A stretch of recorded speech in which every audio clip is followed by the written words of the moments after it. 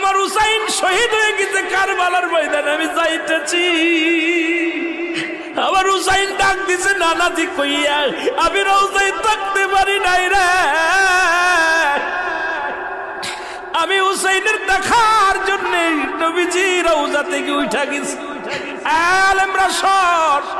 ইবনে আব্বাস বলে আমি স্বপ্নের মধ্যে দেখেছিলাম আমার রাসূল ডাক দে বলে, মক্কা মদিনার মানুষেরা রে আর ঘুমাস না, আর তোরা ঘরের মধ্যে থাকিস না। আমি নবী রওজায় ঘুমাইতে পারি নাই, কান্না সহ্য করতে পারি নাই। ওদিন আমিও ফাতেমার নদীও না আমি সহ্য করতে পারি। আমার হুসাইন যখন ডাক দিয়েছিল না নাজি ইয়া মুহাম্মাদ